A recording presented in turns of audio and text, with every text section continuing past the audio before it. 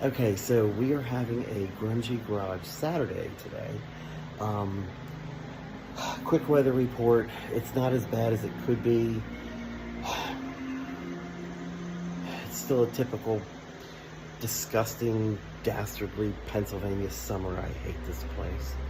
But it's not as hot as it could be. So on today's agenda is replacing the broken throttle cable on Amalia, so her gas pedal works again. And also I'm going to be replacing the windshield wiper relay in Werner. As these cars get older, things start to go, and the problem I've been having with Werner is whenever I start him up, the windshield wiper starts, like just on its own, and it doesn't stop. Like, it started out, it would only wipe when I would flick the turn signal. It would wipe a few times and then stop. And then it progressed to just turning itself on when the car started. And that's pretty much where we are right now. And it's kind of irritating because it just keeps going. Like, it doesn't stop. Or if it does stop, if it does decide to stop, it takes several minutes. So I'm driving down the road with the windshield wiper going back and forth and back and forth. So I did some research, and it points to a relay that's just located under the hood, back behind the fuse box. And it's literally take the old one out, push the new one in. So it should only take 5 minutes to let me know whether or not this is the problem, and I'm praying to God that it is, because if it's not, then I'm gonna have to do more research. But that's kind of how you have to work with these cars. You have to, it's a lot of troubleshooting, and then just kind of going with your gut and common sense and what might be the problem. And then the last thing I have to do, I'm gonna try and do all this today. The last thing I have to do is, it's something to do with Cherry, actually. Her hood release, the little hood release lever under the dashboard, the lever itself broke, and I can still unlatch the hood, but I have to use like a pair of needle nose pliers to pull on the cable because the lever is broken. And since I have her on Marketplace to sell, just to make it easier on me, I wanted to go ahead and replace this this little lever. So if someone actually does come out to look at her, I can just pull on the lever and her hood will open like it should. Just little things. So those are the things that are on the agenda for today. Okay, so nothing is ever easy. I'll just kind of show you what's going on here. So I had to tear the car apart to do this. So this here is the this is the throttle cable that broke, that we have zip tied together. We zip tied it together just to get me back home the other day. This is the end of the cable. Now the cable, there's a hole down in here. I don't know if you can see that. I've got the sun shining. So the cable goes through this hole in the firewall, and then it connects to the gas pedal. So I just got this out, and I have over here, I have the replacement. I'm getting ready to put in. But in order to do this, I literally had to take the car apart. So, and I need to clean back here too. You see, this is what I'm telling people when I tell you it's really important in the spring and fall to get under the hood of your car and try and clean out debris. Now, this is the first time I've had all of this undone, or this would have been cleaned by me 3 or 4 years ago. But you can see all this debris, just old dead leaves and all this stuff. It's not good for it to be under the hood like that. It obstructs water flow when it's raining and water is draining down. See, that's a drain. This right here, this is a drainage. and all this stuff is in there.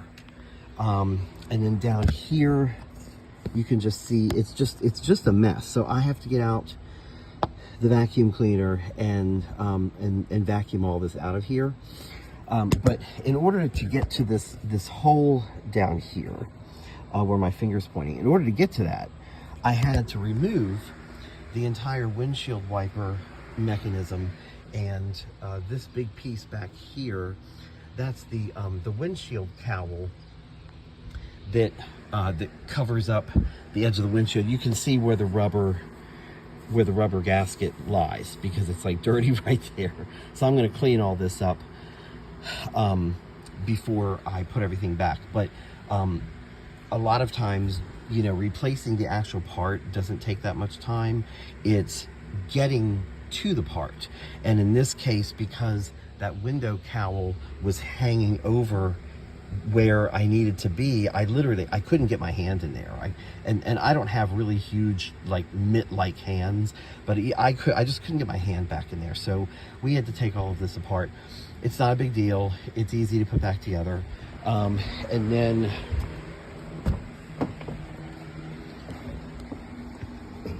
back up under here, I don't know if I can even,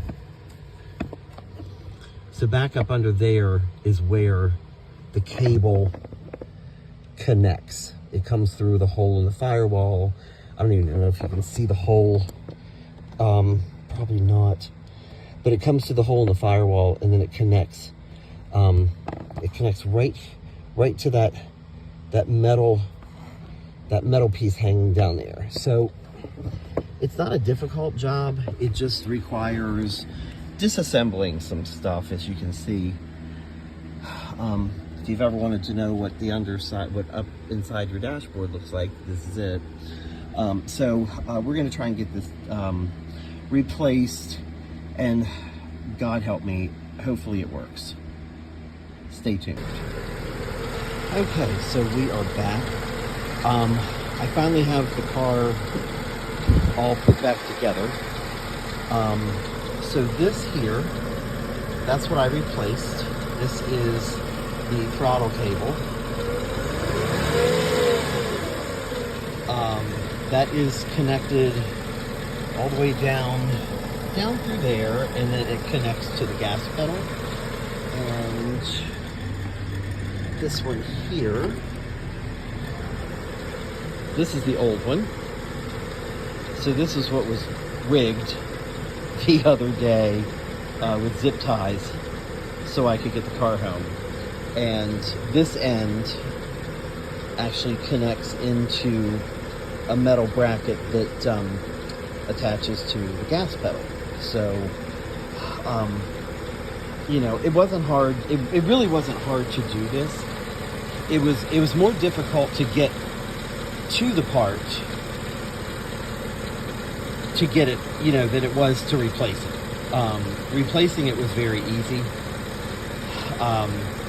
But, you know, it's 26 years old, or wait a minute, yeah, 26 years old, and she has 231,000 miles on her. So over time, things are gonna wear out, and you know, and that's fine. I mean, I can totally live with that. It doesn't bother me at all. This is the end that broke off the cable. But you know, she's doing what she's supposed to do. You hit the gas and you have juice. So I moved my seat. Now I gotta get my seat. Okay, I think that's about right. But I mean, yeah, I mean, you know, almost 232,000 miles. So, you know, not bad. It cost me $70 for the cable and a few hours of my own time to replace it. So, you know, that's not bad. On to the next one. Okay, so we are going to consider today a win. When you drive older cars, when you drive classic cars, if you can just get the car to stop doing what it was doing, that alone is a win. So I was thinking that it may be the relay that is located under the hood, because what was happening, it started off, the wipers would just turn themselves on when I turned on the turn signal. Then it kind of progressively got worse, and then it got to the point that whenever I started the car, the wipers would start flapping back and forth, and they wouldn't stop. And it was a little bit irritating to drive with the wipers flapping back and forth when it was dry out. So I was thinking it might have been the relay when it started doing that. So I purchased a new relay off of eBay. I made sure the relay I bought had a return policy, because I wasn't completely sure if it was the relay or not. I was going on a hunch. So, short story, I put the new relay in, started the car, the wipers were still doing their wonky little thing. The other thing I noticed is after I put the new relay in, the turn signal, the arrows would light up green, but they weren't flashing. It was just a constant green. And I thought, okay, that's not good. So I looked out, I got out of the car and I looked, and sure enough, the blinkers were not working. So I took the new relay out, put the old one back in. These are literally like it looks like a Lego brick. So they literally just plug right in. They're easy peasy. So I put the old relay back in, and when I did that, I had my turn signals back. So the new relay, there's obviously something wrong with it. It's either, it's either cheap China plastic fantastic, so it's crap already, or it is like a genuine part, but it's faulty, because whatever the reason was, I didn't have turn signals, and that's not good. So I put the old relay back in, I'll return the other one, and then I started playing with the stalk itself. So I took the end here off the stalk and slid this down and kind of cleaned the contacts that are inside, and then kind of put everything back. So I believe the stalk, well, if the stalk isn't going bad, it may not be that. It may just have needed a cleaning or whatever. But the end result is the wipers do not work anymore on their own. They only work when I turn them on. The problem is they're not turning on correctly. And I'm not going to worry about this right now. The important thing is the wipers do work. I do have to, like, that's intermittent. Let's see if it does another swipe. Okay, so that's intermittent. That's what it should be. This should be like a steady, which it is. This should be a faster, which it is. Okay.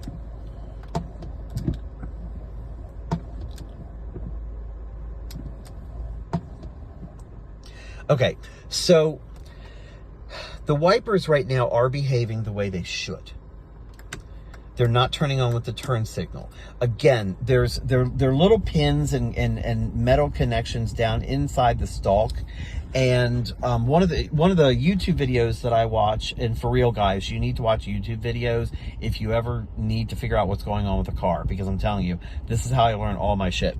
One of the videos I watched said that, basically sometimes it just needs to, the little contacts and everything, they get dirty over time, they need to be cleaned, and once you do it, it solves the problem. Now this has quasi-solved the problem.